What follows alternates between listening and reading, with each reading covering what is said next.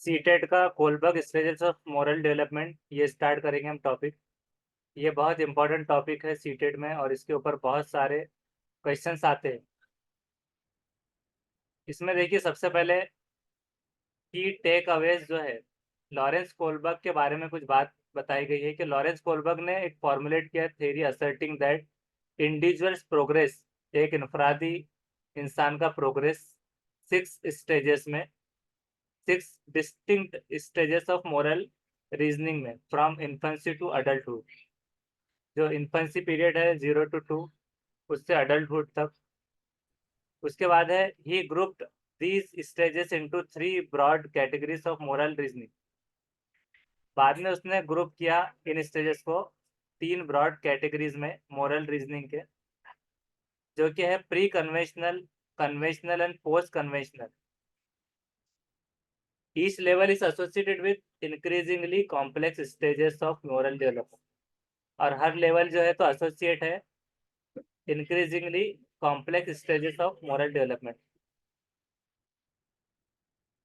जिसमें से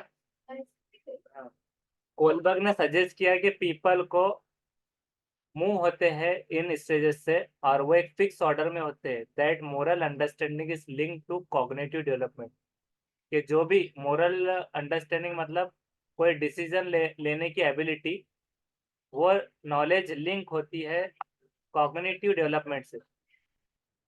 जो कि कॉग्निटिव डेवलपमेंट क्या है कि जानने वाला, इल्मी डेवलपमेंट, जान लेना।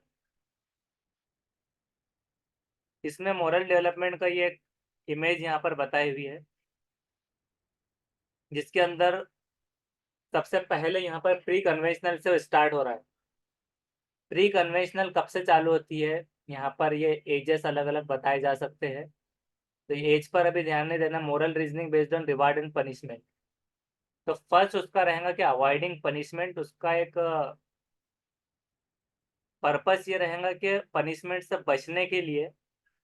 दूसरा कि सेल्फ इंटरेस्ट, कि अपना क्या मफाद है, क्या फायदा है उस ताल्लुक से, ये दूसरा रहेगा। और कन्वेंशनल जिसको कहेंगे,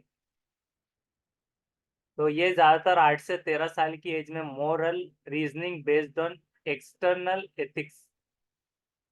कि मोरल रीजनिंग एक्सटर्नल एथिक्स मतलब बाहरी तौर से जो प्रेरणा वगैरह मिलेंगी। मिसाल के तौर पे गुड बॉय एटीट्यूड, तो good boy good girl attitude जो रहेगा कि सोसाइटी में अगर अच्छा काम करे तो उसमें गुड बॉय गुड गर्ल का एक, सामने वाला बोलेंगे कि अच्छा लड़का है, अच्छी लड़की, इस तरह। Law and order morality. Law and order morality मतलब क्या होगा कि इसमें दो चीज़ों में कंफ्यूजन होता है, एक सोशल कॉन्ट्रैक्ट में और law and order. Law and order मतलब ट्रैफिक लाइट वगैरह कुछ भी है कि लॉ एंड ऑर्डर है कि रेड सिग्नल जब रहेगा तो तभी रुकना है, ग्रीन होगा तो जब जाना है। तो लॉ एंड ऑर्डर को मेंटेन करना, उसकी डिसीजन लेना समझ, मोरालिटी। और सोशल कॉन्ट्रैक्ट यानी कि ये यूनिवर्सल एथिकल प्रिंसिपल होते हैं। पर्सनल एथिक्स पर भी होता है ये पोस्ट कन्वेंशनल अडल्टहुड की एज में, जिसमें सोशल कॉन्ट्रैक्ट मतलब जो सोसाइटी के नॉर्म्स जो रहेंगे, जहाँ पर हम रह रहे, सोसाइटी के कुछ रूल्स बने होंगे, सिद्धांत और यूनिवर्सल एथिकल प्रिंसिपल, जिसको सिर्फ प्रिंसिपल कह दिया गया, तो वो सारी जगह पर सेम रहेंगे। जैसे कि गांधी जी का हिंसा के खिलाफ में मतलब जो लड़ाई है, उस तरह से। तो ये बेस्ड ऑन पर्सनल एथिक्स पर हो सकते हैं ये बेस्ड, और ये वाले हो सकते हैं कि एक्सटर्नल एथिक्स पर। और यहाँ पर moral reasoning based on reward और पनिशमेंट पर ये बेस हो सकता है। इसको हम आगे और समझने वाले हैं, जिसमें कोलबर्ग का लेवल्स ऑफ मोरल डेवलपमेंट इस तरह से है कि प्री कन्वेंशनल लेवल में चिल्ड्रन एक्सेप्ट करता है authority and moral code of others. क्या कर रहा है बच्चा, एक्सेप्ट कर रहा है अथॉरिटी और moral code of others pre conventional में। मिसाल के if an action leads to punishment, कि अगर कोई एक्शन उसका पनिशमेंट की तरफ ले जा सकता है, मतलब कुछ उसकी एक ऐसी हरकत जो उसको मतलब थप्पड़ खिला सकती है, तो ये पनिशमेंट में आ जा रहा है। इट मस्ट बी बैड, जो कि बुरा होगा। If it lead to a reward, अगर वो इनाम की तरफ लेकर जा रहा है, इट मस्ट बी गुड, तो इसमें क्या डिसीजन लेने में आ रहा है कि अगर कुछ बैड हो तो उसको पनिशमेंट मिल सकती है, और अगर कुछ अच्छा करता है तो रिवार्ड ओरिएंटेशन उसका बनेगा. There is also a sense in which decisions concerning what is good are defined in term of what is good for us. के एक एक और सेंस है कि जिसके अंदर डिसीजन जो कंसर्न होते हैं कि क्या अच्छा है, उसको ये बताया जाएगा कि क्या हमारे लिए अच्छा होगा, व्हाट इज गुड फॉर अस. तो ये था pre conventional level. Conventional level में क्या आएगा कि चिल्ड्रन बिलीव करते हैं कि that social rules and the expectations of others determine what is acceptable और अनएक्सेप्टेबल बिहेवियर. कि बच्चे ये बिलीव रखते हैं कि सोशल रूल जो होंगे और एक्सपेक्टेशन जो होप्स रहेंगे किसी के, उम्मीदें अदर्स के डिटरमाइन करेंगे कि वो एक्सेप्टेबल है या फिर अनएक्सेप्टेबल बिहेवियर है उसका. यानी अगर उसने मतलब पहनावा अगर है, तो अगर फॉरेन के तरह में मतलब पहनावा अगर है, तो सामने वाला उसको एक्सेप्ट नहीं करेंगे, वो बोलेंगे कि उसको शर्म नहीं आ रही कैसे कपड़े पहना है. और एक्सेप्टेबल मतलब जो सोसाइटी के जो टर्म्स, तो गुड बॉय के अंदर वो एक्सेप्ट हो गया, तो एक्सेप्टेबल बिहेवियर लीड करेगा गुड बॉय गुड गर्ल की तरफ. सोशल सोशल का जो सिस्टम है जो स्ट्रेस से करेगा रिस्पॉन्सिबिलिटी से रिलेशनशिप और सोशल ऑर्डर, एक देखा जाएगा desirable and must, therefore influence होगा our views of right and wrong, अच्छे और बुरे की तमीज में. और उसी तरह पोस्ट कन्वेंशनल लेवल क्या रहेगा, तो पोस्ट कन्वेंशनल लेवल यहाँ पर इस तरह रहेगा कि here what is right is based on an individual's understanding of universal ethical principles. यहाँ पर राइट बेस जो रहेगा इंडिविजुअल के अंडरस्टैंडिंग पे. अगर आपको लगता है कि आपको लगा कि पानी को सेव करना है तो उसके ऊपर आप कोई काम कर रहे हैं या फिर आपको लग रहा है कि ये चीज़ें नहीं होनी चाहिए, जैसे कि गांधी जी का हिंसा के खिलाफ उन्होंने एक लड़ाई लड़ी थी कि हिंसा नहीं होनी चाहिए, तो खुद का एक अंडरस्टैंडिंग पर इंडिविजुअल की अगर अंडरस्टैंडिंग के बेस पर अगर उसको लग रहा है कि वो राइट है यूनिवर्सल एथिकल प्रिंसिपल पे, कि जो दूसरों को नहीं समझा डायरेक्टली या फिर वो सचमुच में राइट है, तो वो उसके हक के लिए यूनिवर्सल सारी तरफ में लागू होने वाला प्रिंसिपल वो रहेगा. What is considered morally acceptable in any given situation is determined by what is the response most in keeping with these principles. तो जो एक्सेप्ट किया जाएगा सिचुएशन डिटरमाइन जो होंगी रिस्पॉन्स का इस प्रिंसिपल के आधार पर. हाइंस डिलेमा क्या है, जो कोलबर्ग का सबसे इम्पोर्टेंट जो हाइंस डिलेमा वाला रूल है, तो उसके बारे में देखते हैं कि लॉरेंस कोलबर्ग 1958 ये लिखा हुआ है. उन्होंने एग्री हुए थे और प्याजे.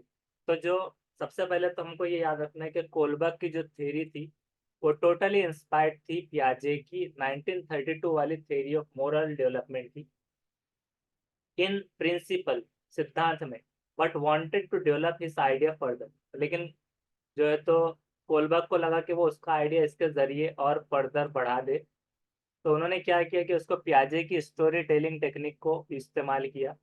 He used Piaget's storytelling technique to tell people stories involving moral dilemmas. तो डिलीमा मतलब होता है दुविधा, जो टर्म आया है डिलीमा, तो डिलीमा मतलब होती है दुविधा. तो उन्होंने क्या किया कि टेक्निक बताई कि tell people stories involving moral डिलीमास.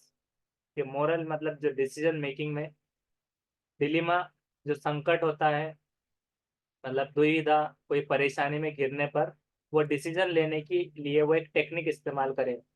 इन ईच केस, हर केस में उसने प्रेजेंट किया a choice to be considered, कि एक चॉइस आपका बताना है कि इसमें से आप क्या करेंगे, ऐसी कंडीशन आती है.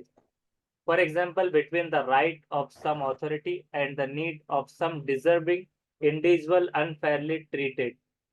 के उसके बीच में कि राइट ऑफ सम अथॉरिटी, कि किसी को एक अथॉरिटी लेवल पे, या फिर need of some deserving individual unfairly treated, कि अगर वो डिजर्व कर सकता था तो अनफेयरली ट्रीटेड भी अगर उसने किया तो क्या वो उसने सही किया या नहीं किया.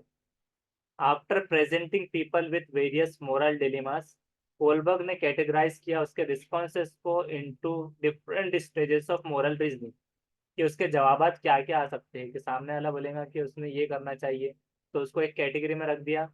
सामने वाला बोलेगा कि नहीं उसने ये करना चाहिए था। तो उसने ऐसे कैटेगरीज बनाकर रिस्पॉन्सेस को, मोरल रीजनिंग को डिफरेंट स्टेजेस में रख दिया। यहाँ पर उसने यूजिंग चिल्ड्रन रिस्पॉन्स लिया, उसने लोगों का नहीं चिल्ड्रन का रिस्पॉन्स लिया to set a series of moral dilemmas. Kohlberg ने स्टैब्लिश किया that the reasoning behind the decision was a greater indication of moral development than the actual answer. कि कोलबर्ग ने स्टैब्लिश किया कि रीजनिंग जो होंगी बिहाइंड डिसीजन की was a greater indication होंगी मोरल डेवलपमेंट की एक्चुअल आंसर से भी। One of the Kohlberg's best known stories 1958 की कंसर्न की गई हाइंस। ये हाइंस जो था वो एक पर्सन के नाम पर रखा गया था। मोरल डिलीमा, तो हाइंस ये मेल का नाम था। Who lived somewhere in Europe, जो कहीं तो भी रहता था यूरोप में। हाइंस की वाइफ, उसकी जो वाइफ थी उसका नाम नहीं बताया गया कहीं पर, was dying from a particular type of cancer. अब वो थी क्या स्टोरी, उसने किस तरह से स्टोरी बनाया कि हाइंस की वाइफ वो मर रही है, एक टाइप के कैंसर से जूझ रही है। डॉक्टर ने कहा कि a new drug might save her, एक नई मेडिसिन जो अभी अभी डिस्कवर हुई है सिटी में, वो इसकी जान बचा सकती है। लेकिन the drug had been discovered by a local chemist, और ये ड्रग जो है तो एक डिस्कवर किया था एक लोकल केमिस्ट ने। And the Heinz tried desperately to buy them some, तो उसने ट्राई किया हाइंस ने, उसके शौहर ने, कि उसको जाकर कलेक्ट किया जा सके, but the chemist was charging 10 times the money it cost to make the drug. उसने बोला कि मैंने इसको अगर 10,000 में बनाई है तो मैं इसके 1 लाख रुपए कमाऊंगा, मुझे इसको 10 times महंगी वो बेच रहा था। And this was much more than the Heinz could afford, तो यहाँ पर इतना वो तो अफोर्ड नहीं कर सकता था इतने अमाउंट। जैसे एक एग्जांपल दी गई, बस जरूरी नहीं कि 1 लाख ही होनी चाहिए, जो भी उसकी अमाउंट थी उससे 10 गुना ज्यादा। Heinz could only raise half the money, तो हाइंस सिर्फ आधी अमाउंट ही जमा कर पाया। उसने रिश्तेदारों के, दोस्त अहबाब के पास गया, उनसे रिक्वेस्ट किया जो जो हो सकता था, तो उसने जोड़ तोड़ कर आधी अमाउंट, यानी कि एक हिसाब से समझा जाए कि हमने जो अभी एग्जांपल ली थी, तो उसने 50,000 के करीब कुछ जमा किया, even after help from family and friends. He explain to the chemist that his wife was dying, उसने बोला कि अभी वाइफ मर जाएंगी, इतना टाइम नहीं जमा करने का, और इतना ही हो सकता है। आज if he could have the drug cheaper और pay the rest of the money later, या तो उधारी की सहूलत दे दो कि मैं आपको बाद में लौटा दूंगा रात दिन एक करके, या फिर थोड़ी सस्ती लगा दो। द केमिस्ट रिफ्यूज, उसने कहा नहीं, मैंने बनाया, मैं इस पे कमाऊंगा।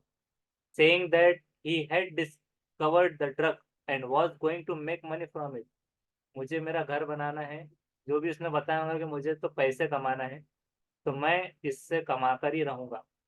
जो मैंने अमाउंट रखी है उसमें कुछ भी आपको सहूलत नहीं मिलेगी।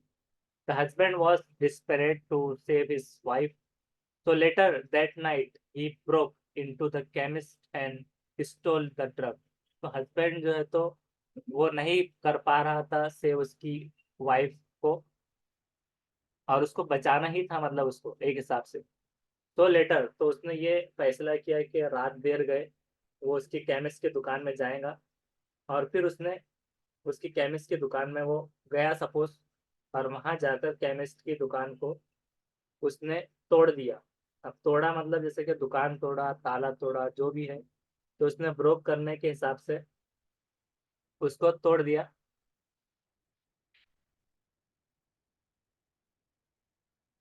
तो यहाँ पर डिस्पेरेट का मतलब जो है तो बेताब होगा।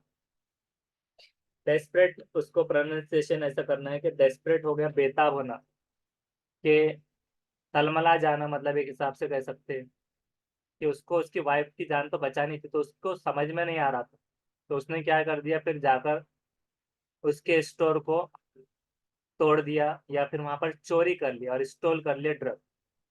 शुड, तो यहाँ पर पूछा ही जा रहा है कि should Heinz have broken into the laboratory to steal the drug for his wife, क्या हाइंस ने ये तोड़ा लेबोरेटरी को कि चोरी करने की गर्ज से ड्रग उसकी वाइफ के लिए, क्यों, और क्यों नहीं करना चाहिए, करना चाहिए नहीं करना चाहिए, मतलब ऐसा सवाल पूछा जा रहा है।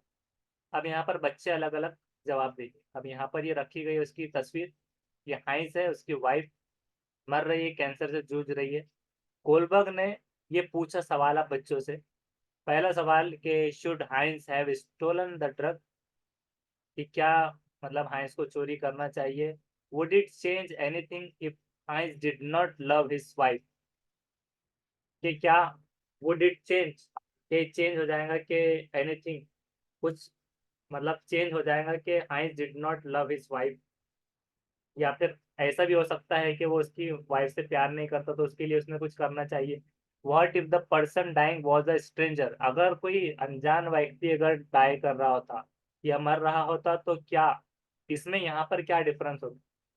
मतलब ऐसा भी बताने की कोशिश की कि अगर उसकी वाइफ ना होती, कोई और मर रहा होता तो क्या वो उस सूरत में चोरी करता। Should the police arrest the chemist for murder if the woman dies, क्या पुलिस ने अरेस्ट कर लेना चाहिए केमिस्ट को फॉर मर्डर, कि अगर उसने अगर केमिस्ट ने अगर ड्रग नहीं देता तो क्या पुलिस ने केमिस्ट को अरेस्ट करना चाहिए कि उसने उसको बेचा नहीं और वो उसके कातिल हो गया उसकी वाइफ मरने का। इस तरह से कुछ सवालात उसने पूछा। By studying the answers from the children of different ages to those questions, Kohlberg hoped discover how moral reasoning changed as people grew older. तो उसने डिफरेंट एजेस से पूछा और बताया कि देखो बच्चा था तो उसने बोला कि ठीक है उसने चोरी कर लेना चाहिए था क्योंकि उसकी वाइफ मर रही थी। कोई बोलेगा कि नहीं उसने मतलब सोसाइटी का जो केमिस्ट था उसका हक है उस पर दवाई पर, तो वो दवाई कितने में भी बेचे उसका मर्जी है। अगर ये नहीं अफोर्ड कर पाता तो उसमें केमिस्ट की गलती नहीं रहेंगी, वो तो कमाने को मतलब बिजनेस कर रहा था, तो मर्डर नहीं होगा। ऐसे अलग अलग आंसर्स कोई दे सकता है। कोई बोल सकता है कि उसने उसको स्ट्रेंजर था तो वो उसके लिए मतलब ऐसा रवैया नहीं रह सकता था। ऐसे अलग अलग आंसर्स आ सकते थे। तब यहाँ पर सैंपल कंप्राइज 72 शिकागो बॉय। अब ये जो सैंपल रखा गया तो ये रखा गया बॉयज जिनकी, वो सारे कौन थे, बॉयज थे, शिकागो बॉयज, और उनकी एज ग्रुप था 10 से 16 साल। 58 of whom were followed up, कितने थे वो, 72 थे। ये इतनी इन्फॉर्मेशन आपको कोई भी वीडियो में डायरेक्टली कोई देने वाला नहीं है। इतनी जो डिटेल में इंफॉर्मेशन है, क्या क्वेश्चन पूछे गए थे, क्या एज ग्रुप था, कितने स्टूडेंट थे, और इसकी बेस पर भी क्वेश्चंस आते हैं कि उनका एज ग्रुप क्या था एग्जाम में। तो 58 of whom were followed up, तो मतलब 58 of whom were followed up at 3 yearly interval of 20 years, उसमें से 58 ने फॉलो किए 20 ईयर्स में कोलबा के, मतलब ये उसकी जो थेरी थी 1958 to 1984 तक। Each boy was given a 2 hour interview based on the 10 dilemmas। हर एक बच्चे को कितने 2 घंटे का इंटरव्यू बेस्ड 10 डिलेमा दिया गया था। Kohlberg was interested not in whether the boys judged the action right or wrong, but in the reason for the decision। उसको ये नहीं जानना था कि बच्चे सही जवाब दे रहे थे या गलत, वो टिक करके देने वाला वो इंटरव्यू नहीं था। बस वो ये जानना चाह रहा था कि डिसीजन ये कैसे लेते हैं। He found that these reasons tended to change as the children got older। ये डिसीजन बदल जाते हैं जैसे जैसे बच्चे ओल्ड होते जाते हैं, older. Kohlberg identified 3 levels of moral reasoning: pre-conventional, conventional, and post-conventional. Each level has sub 2 stages। तो आपको लेवल और स्टेजेस में आप हमेशा कंफ्यूज होता है। तो एग्जाम में भी आता है कि हाउ मेनी लेवल्स किसने पूछ लिया, तो लेवल तो आपके 3 ही रहेंगे लेवल। तो आप उसको गेम लेवल से भी याद रख सकते हैं, मतलब गेम्स में भी अलग अलग लेवल आए तो लेवल 1 2 3, 3 ही याद रखना है, स्टेज में कंफ्यूज हो जाता है। और सब स्टेजेस 2 सब स्टेजेस हो गए हर एक में। प्री कन्वेंशनल में 2। अब वो क्या है हम देखते हैं। People can only pass through these level in the order listed. Each new stage replace the reasoning typical of the earlier stage. Not everyone achieve all the stages. हर कोई एक साथ वो जवाब नहीं देता, जो जो लेवल का जवाब देगा तो वो उस कंडीशन में आएंगे। अब लेवल 1 थी यहाँ पर प्री कन्वेंशनल, जिसकी स्टेज 1 है कि अवॉइडिंग पनिशमेंट। डेफिनेशन उसकी होगी कि moral reasoning is based on direct consequences. Response क्या मिलेगा हाइंस के डिलेमा का, कि Heinz should not steal the drug because stealing is illegal and he could be punished, कि अगर वो चोरी करता है तो जेल जा सकता है। ऐसा जवाब जो बच्चा देगा तो वो आ जाएगा अवॉइडिंग पनिशमेंट पे। तो वो प्री कन्वेंशनल लेवल के अवॉइडिंग पनिशमेंट लेवल पर है, जो कि moral reasoning is based on direct consequences पे आ जाएंगे। सेल्फ इंटरेस्ट मतलब खुद गर्जी तौर पर भी कहा जा सकता है कि खुद के लिए, जिसको दूसरा नाम आता है टिट फॉर टैट, जिसको हम कह सकते हैं। तो टिट फॉर टैट मतलब आज इसने मेरे लिए ये चीज किया था, आज इसने लिफाफा दिया तो कल उसको लिफाफा मिलेगा। वो शादी में आया था तो ये शादी में जाएगा, या फिर इसने टिफिन शेयर किया था तो उसके साथ टिफिन शेयर किया जाएगा, इसने पार्टी दिया था तो कल को उसको पार्टी दी जाएगी। ऐसा ही आज इसकी बारी है, टिट फॉर टैट। या फिर ये मेरे लिए कुछ कर रहा है तो मैं इसके लिए कुछ करूँ। Actions are seen in terms of rewards rather than moral values. ये रिवार्ड की शक्ल को ज्यादा वैल्यूएशन मिलेगा मोरल वैल्यूज से डिसीजन के। सीधा सीधा रहेगा, इसने कुछ किया तो उसके लिए। I should not steal the drug because stealing is illegal and he could be punished. तो यहाँ पर डिलेमा ये आया कि हाँ इसने स्टील नहीं करना चाहिए, चोरी नहीं करना चाहिए, क्योंकि ये जो है तो इलीगल है, और ही कुड बी पनिश, तो ये पनिश किया जा सकता है। ये डिलेमा एक रिस्पॉन्स ऐसा मिला। उसी तरह से आपको जो दूसरे दिए गए थे कि ऐसे क्वेश्चंस आते हैं सीटेट में कि अगर कोई राहुल ने कोई उसके क्लासमेट से आज टिफिन शेयर किया क्योंकि उसने कल उसको पेंसिल दिया था, पेन दिया था, या उसने उसका डब्बा शेयर किया था, तो वो आ जाएंगे tit for TET self interest के अंदर, जो उसके दो नाम आते हैं। और उसी तरह से अभी नए सिलेबस सिलेबस चेंज नहीं होता कभी भी, कॉन्सेप्ट और पूछने का लेवल चेंज हो जाता है। तो अभी जो नए क्वेश्चन आ रहे हैं तो उसको नया नाम यहाँ पर आ रहा है, जैसे कि सेल्फ इंटरेस्ट था जिसको टिट फॉर टैट एक नया नाम है। उसी तरह से अब रहेगा, उसका नाम रहेगा ऑब्जेक्ट ओरिएंटेड या फिर इंस्ट्रूमेंट पर्पस रिवार्ड। ऐसा नाम उसके अंदर आ जाएगा, इंस्ट्रूमेंट पर्पस रिवार्ड, जो कि रिवार्ड पर फोकस किया गया। तो instrument oriented oriented instrumental purpose reward, ये उसके अंदर आ जाता है, तो वो रहेगा टिट फॉर टैट। ऐसा ऑप्शन आपको मिल सकता है। कन्वेंशनल लेवल जो थी तो good boy good girl attitude. Good behaviour is about giving living up to social expectations and roles. अच्छा बिहेवियर, अच्छा रहने सोशल एक्सपेक्टेशन और रोल के लिए कारआमद है। I should steal the drug because as a good husband is expected to do whatever he can to save his wife. कि कुछ बच्चे बोलेंगे कि हाँ इसने चोरी कर लेना चाहिए क्योंकि उसने बोला था कि तुम बोले तो चांद तारे भी तोड़ूंगा। तो वो हिसाब से अब उसमें रूल नहीं है, उसको एनी हाउ करना ही है, क्योंकि उसकी वाइफ उसकी सेवा करती रही हर मर्तबा, उसने उसके लिए मतलब सारी चीजें की। तो अब इसका जब बात आई है तो उसको वो ऐसे बिस्तर पर मरते नहीं छोड़ सकता, तो उसको उसकी जान की बाजी लगा देना चाहिए। तो इस सूरत में फिर वो कन्वेंशनल गुड बॉय एटीट्यूड उसकी नज़र में, या फिर गुड हस्बैंड की नज़र में वो माना जाएगा कि अपनी बीवी की जान बचाने के लिए चोरी कर दी उसने। ऐसी हेडलाइन भी बन सकती है, ऐसी चीजें आ सकती है, तो मार्केट में ऐसी बातें रहेगी। Law and order morality. अब अगर लॉ एंड ऑर्डर मॉरलिटी की बात की जाए तो moral reasoning consider societal laws. Moral reasoning consider की जा सकती है सोसाइटल लॉज, मतलब सोसाइटी के बनाए हुए। अब देखिए यहाँ पर भी था, देखिए सोशल कॉन्ट्रैक्ट, सोसाइटल लॉ और सोशल कॉन्ट्रैक्ट में बहुत कंफ्यूज होता है। तो इसके लिए लॉ एंड ऑर्डर मॉरलिटी को सोसाइटी की हद तक रखना है कि I should not steal the drug because he must uphold the law and maintain societal orders. उसने सोसाइटी के ऑर्डर या फिर जो लॉ एंड ऑर्डर है उसको बरकरार रखना है, कि चोरी करना गलत बात है तो वो कानून और लॉ एंड ऑर्डर डिस्टर्ब हो जाएगा। तो उस हिसाब से उसको पालन करते हुए उसने जो है तो सोसाइटी को ओबे करना चाहिए। तो यहाँ पर सोसाइटी की नज़रों में कि उसने बीवी को तो मरने दिया लेकिन अपने रूल से खिलाफ नहीं गया। सारे सोसाइटी का मतलब हर कोई अगर अपने फायदे के लिए अगर कोई चीज़ बचाना चाहे तो लॉ एंड ऑर्डर पूरा डिस्टर्ब हो जाएगा। तो वो चीज़ की परमिशन नहीं मिल सकती। तो भले ही वो जेल चला जा सकता है, लेकिन दोनों चीज़ें आ रही है, बाद में वो जेल चला गया लेकिन सेव कर दिया लाइफ। तो दुविधा मतलब जो आ रही है उसके सामने। तो यहाँ पर सोसाइटल लॉज हमेशा क्वेश्चन आता है, तो उससे याद रखिए। इसमें देखिए यहाँ पर सोशल आता है, हमेशा सोसाइटी नहीं लाना है इसमें। तो सोशल कॉन्ट्रैक्ट पोस्ट कन्वेंशनल में आता है। सोशल कॉन्ट्रैक्ट मतलब एक समाजी मुआहदा। के rules are seen as social agreement that can be change when necessary. कि अगर जरूरत पड़ी तो वो चेंज किए जा सकते हैं। तो अब यहाँ पर है कि आई शुड स्टील द ड्रग, उसने चोरी कर लेना चाहिए because preserving human life is more fundamental value than property right. तो अब जैसा कि अगर उसमें बात की गई थी कि पहले कि अगर उसके बीवी की जगह अगर अगर और कोई होता, तो उसमें ऐसा आ जाएगा कि उसने चोरी किया था लेकिन किसी की जान बचाने के लिए। तो यहाँ पर ह्यूमन लाइफ को सेव करने के लिए अगर वो ये चीज करता है, तो फंडामेंटल वैल्यू ह्यूमन लाइफ की हमेशा फंडामेंटल वैल्यू है किसी भी प्रॉपर्टी राइट के हिसाब से। तो किसी मतलब कोई भी चीज से ज्यादा, मतलब कहते हैं ना कि तुम्हारी जान से बढ़कर एक है, तो मतलब ह्यूमन लाइफ से बढ़कर प्रॉपर्टी राइट की वैल्यू नहीं दी जाएंगी, ह्यूमन लाइफ की वैल्यू ज्यादा दी जाएगी।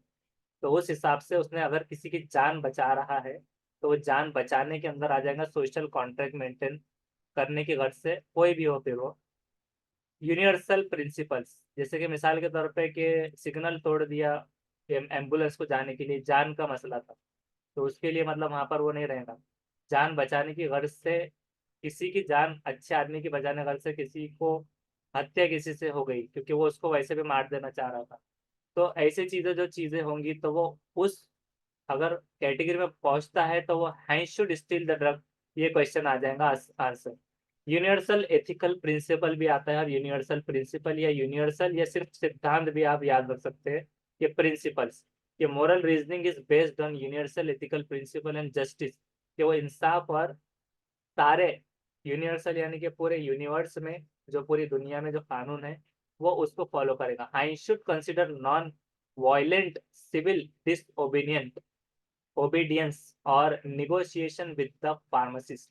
क्या हाइंस ने कंसिडर करना चाहिए नॉन वायलेंट सिविल डिसओबीडियंस और नेगोशिएशन विद द फार्मासिस्ट, कि अगर एक दूध डेयरी वाला है, वो 40 रुपये वाला 400 में बेचता है, तो आप आवाज उठा सकते हैं, मतलब जागो ग्राहक वाला जो चीज आ रही है या फिर कोई भी चीज, कि आपने ये इतना वैल्यू कैसे लगा रहे हैं ये चीज की। The decision reflects a conflict between property right and the सेंटिटी of human life, कि इसके अंदर भी फिर से वही ह्यूमन लाइफ की बात की जा रही है, कि आप आपके पैसे कमाने की गर्ज से किसी को इतनी महंगी दवा बेच रहे हैं कि जिससे अगर वो उसकी जान जा पा रही है।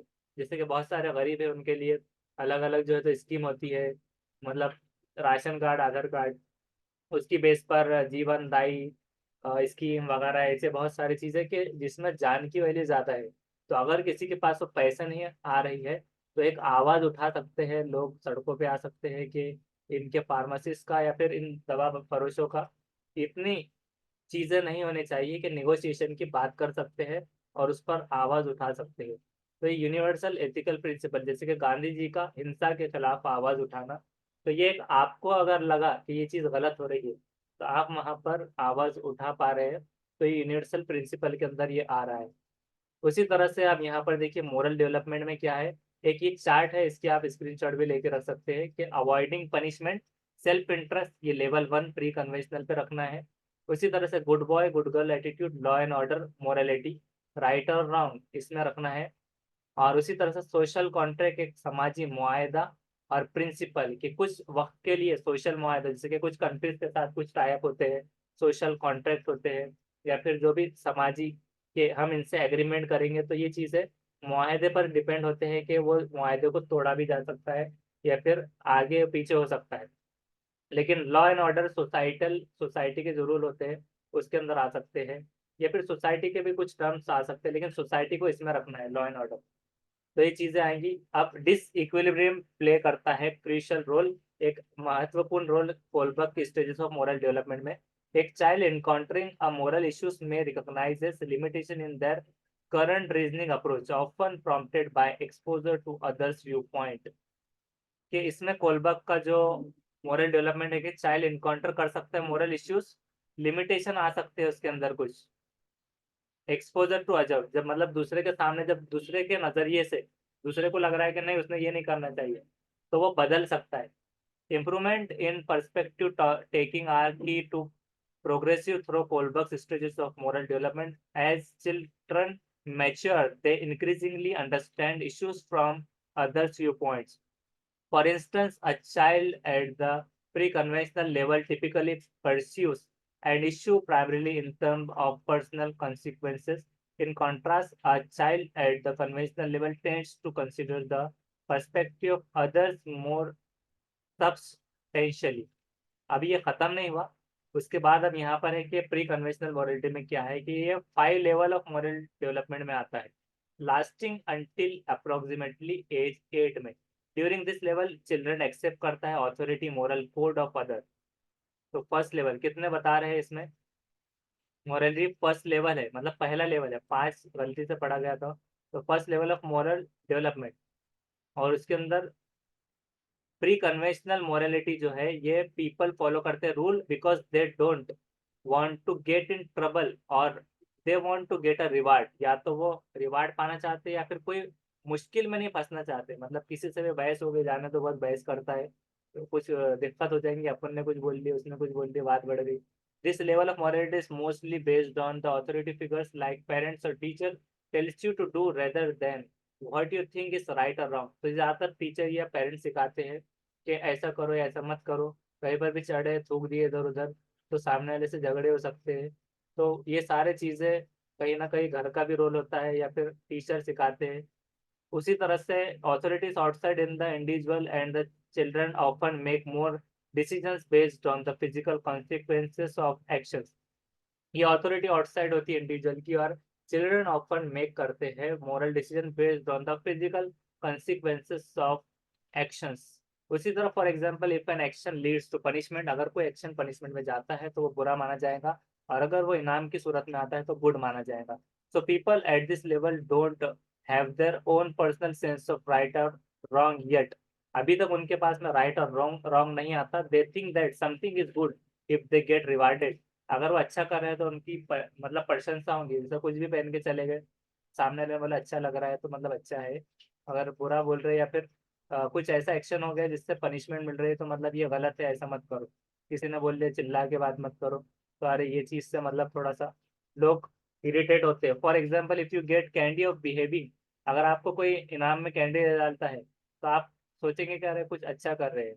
मतलब मिसाल के तौर पर सीटेट के क्लासेस में सारे लोग फीडबैक देते हैं कि बहुत अच्छी क्लास ले रहे हैं वगैरह, तो लगता है कि सचमुच में मतलब अच्छी हो रही है। तो वो चीजें होती है स्कॉल्डिंग ऑफ मिसबिहेविंग, मतलब सख्ती से डांटा डपटा जाना मिसबिहेविंग करने में, तो उसका मतलब होगा बैड। जो कि सीटेड में सीटीवी में स्कॉल्डिंग, ये स्कोल्ड करना ये निगेटिव टर्म में आता है, मतलब जब ऑप्शन आते हैं। तो at the pre conventional level children do not have personal code of morality, instead moral decisions are shaped by the standards of the adults and the consequences of the following or breaking the rule। तो break करने पर और इसमें से उसको moral decision लेने की आदत आती है। ओबिडेंस एंड पनिशमेंट ओरिएंटेशन, उसके स्टेजेस दो, जिसमें से पहला obedience and punishment. Child individual good होता है अवॉइड करने punish. If the person is punish they must have done wrong. अगर उसको पनिश किया गया तो मतलब जरूर उसने कुछ ना कुछ तो गलत किया होगा। Individualism and exchange, at this level children recognize करते हैं कि वो just one right view handed down by the authorities different. मतलब उनको लगता है कि चिल्ड्रन रिकॉग्नाइज करते हैं कि not just the right view handed, कि मैं अकेला ही नहीं करूंगा, सामने वाले ने भी मेरे लिए कुछ करना चाहिए उसके व्यू पॉइंट के हिसाब से, टिट फॉर टैट। उसी तरह कन्वेंशनली मोरालिटी इसके अंदर आता है, एडोलेसेंस फेज होता है ये, फोकस करता है societal norms and external expectation, discern right from wrong, often grounded in the tradition, culture, practice और establish करने codes of conduct। we internalize करते हैं moral standards, valued adult role model और the conventional level most adolescents and adults। authority internalize होती है but not question होती है, and reasoning is based on the group's norm which the person belong। जिससे वो person belong करता है उससे रीजनिंग और अथॉरिटी आती है। इसको तो हमने सब पढ़ ही लिया, लेकिन इसको फिर भी देख ले रहे हैं उसको और डीप में। Social system stress the responsibility of relationship and social order क्या होता है, मतलब क्या है कि सोशल सिस्टम क्या है, रिस्पॉन्सिबिलिटी है रिलेशनशिप की, और सोशल ऑर्डर सीन होता है डिजायरेबल एंड मस्ट इन्फ्लुएंस, असरअंदाज होना चाहिए हमारे व्यू राइट और रॉन्ग के हिसाब से। कुछ पीपल जो है तो फॉलो करते हैं कन्वेंशनल मॉरलिटी, बिलीव करते हैं कि इंपॉर्टेंट है फॉलो करना सोसाइटल सोसाइटी के रूल और एक्सपेक्टेशन मेंटेन करने, ऑर्डर और प्रिवेंट करते हैं प्रॉब्लम। एग्जाम्पल के तौर पर रिफ्यूज करना cheat on test is part of conventional morality because cheating can harm academic system and create societal problem. मतलब चीटिंग करना इसलिए नहीं माना जाएगा कि चीटिंग से अगर पास हो गए तो फिर राइट कैंडिडेट को वो परखा नहीं जाएगा, कोई भी किसी भी अहदे पे बैठेगा। गुड इंटरपर्सनल रिलेशनशिप, मतलब कि इसमें गुड पर्सन बाय अदर, दूसरों की तरह से अप्रूवल मिलना, तो गुड बॉय गुड गर्ल के अंदर आएगा। और लॉ एंड ऑर्डर मॉरलिटी में आएगा कि अवेयर होना, वाइडर रूल्स और सोसाइटी और जजमेंट कंसर्न जो होंगे ओबे करने, रूल अपहोल्ड करने लॉ एंड अवॉइड गिल्ट। उसी तरह से पोस्ट कन्वेंशनल मॉरलिटी को अच्छे से समझेंगे कि पोस्ट कन्वेंशनल मॉरलिटी एक थर्ड लेवल ऑफ मॉरलिटी है जो कैटेगराइज होती है इंडिविजुअल के understanding of universal ethical principle. और ये जब पीपल डिसाइड करते हैं कि think right rather than just following the rule of society, कि सही है या नहीं, पोस्ट कन्वेंशनलिटी में वो चीज आती है कि वो दे थिंक राइट। मतलब एक, जैसे कि सिर्फ एक अंधी तकलीद नहीं करना है कि सचमुच में वो सही है या गलत। जैसे कि सती की रस्म अगर सपोज मुआशरे में अगर सही है लेकिन एक नुक्ते नजर से वो गलत है, तो उसके खिलाफ में अगर उसको सोच के किया जाए तो वो गलत रहेंगी। जिसके खिलाफ आवाज उठाकर बहुत सारे लोगों ने उसको मतलब बंद भी करवाया। At this level people think about what is fair and what is just, what values are important, क्या वैल्यू होनी चाहिए। तो मोरलिटी एक्सेप्टेबल है given situation determined by the what is response most in keeping with the principle. जैसे कि बहुत सारे teacher बच्चों को भी मारते थे, तो मतलब डांटना और छड़ी वगैरह को खत्म कर दिया गया कि बहुत पीट दिया जाता था, तो एक हिसाब से वो चेंज आया। तो यहाँ पर गुड डिसीजन सारों के लिए आ जाएगा, नॉट देम जस्ट देमसेल्फ, कि खुद के लिए नहीं सबके लिए वो चीज रहेगी। Values are abstract and ill defined but might include the preservation of life at all cost, के लाइफ की वैल्यू यहाँ पर होना चाहिए किसी भी कीमत पर। तो ये इंपॉर्टेंस ऑफ ह्यूमन डिग्निटी में आता है कि जजमेंट, सेल्फ चोजन प्रिंसिपल और मोरल रीजनिंग जो होंगी इंडिविजुअल राइट और जस्टिस। कोलबर्ग के हिसाब से लेवल ऑफ रीजनिंग पार है और मोस्ट पीपल गेट, कि बहुत कम ही लोग इसके खिलाफ आवाज उठा पाते हैं। Only 10 to 15% are capable of abstract thinking necessary for the stage of 5 or 6 post conventional morality में। This is to say most people take their moral views from the these those around them, के अतराफ में बहुत कम ही ले पाते ethical principal themselves. तो जिसके अंदर social contract and individual right आएगा कि अवेयर होना रूल्स से और might exist for the good of greatest number. There are times when they will work against the interest of the particular individual. 3 minute में हम ये खत्म करेंगे क्लास, इसको और अच्छे से देखकर। These issues are not always clear cut. For example Heinz के डिलेमा में प्रोटेक्शन ऑफ लाइफ ये मोर इम्पोर्टेंट था लॉ ब्रेक करने से भी ज्यादा। तो ह्यूमन लाइफ की वैल्यू ज्यादा दी गई थी इस हिसाब से। कौन से वाले में? सोशल कॉन्ट्रैक्ट वाले पे, क्योंकि जान की वैल्यू ज्यादा दी गई थी। उसी तरह यूनिवर्सल प्रिंसिपल जो थे, तो यहाँ पर मोरल गाइडलाइंस जो होंगी तो ह्यूमन राइट, जस्टिस, इक्वेलिटी होनी चाहिए। ये चीजें उसके अंदर आती है कि रेस्ट ऑफ सोसाइटी में प्रोसेस पे करना, कंसिक्वेंसेस ऑफ डिसअप्रूवल और इम्प्रिजनमेंट। कोलबर्ग ने डाउट किया कुछ पीपल से कि वो बहुत कम ही इस स्टेज तक पहुंच पाए, जो कि एब्स्ट्रैक्ट उनकी थिंकिंग उतनी ज्यादा नहीं थी। अब कुछ प्रॉब्लम हुए कोलबर्ग के मेथड में, मतलब वो क्रिटिसाइज, वो जो है तो तनखीद का शिकार बनी। तो डिलीमा आर आर्टिफिशियल, ये सारे डिलीमा जो थे तो मैनमेड थे, आर्टिफिशियल। ऐसा जरूरी नहीं कि लैक ऑफ इकोलॉजिकल वैलिडिटी, कि ऐसा जरूरी नहीं कि सचमुच में इंसान के साथ ऐसा हो। तो मोस्ट डिलीमा अनफेमिलियर थे कुछ पीपल के जैसे कि रोजन, उसने 1980 में बताया कि for example it is all very well in the Heinz dilemma asking subject whether the Heinz should steal the drug to save his life. तो ये सारे जो सब्जेक्ट थे, तो अनफेमिलियर भी कुछ डिलेमा दिए गए थे ऐसा उन्होंने बताया। However Kohlberg subject was aged between, और उसने क्या कहा था कि उसने चोरी का जो पूछा था तो वो 10 से 16 साल के लिए पूछा था। They have never been married, और वो बच्चों की कभी शादी ही नहीं हुई थी उस एज वालों की, तो उनसे पूछना गलत था। And never be placed in situation remotely like the one in story, जो खुद को वहां पर नहीं रख सकता, उसके जज्बात जैसे कि माँ की जगह पे रखे तो बोलेंगे उसके माँ के साथ जज्बात जो जुड़े हुए तो उसको वो एक जज्बा जुड़ा होगा। तो एक तो वो बॉयज थे, जेंडर बायस का भी शिकार बनी। फिर उसी तरह से सचमुच में ऐसा होना जरूरी नहीं है। How should they know whether I should steal the drug, तो कैसे जान पाएंगे?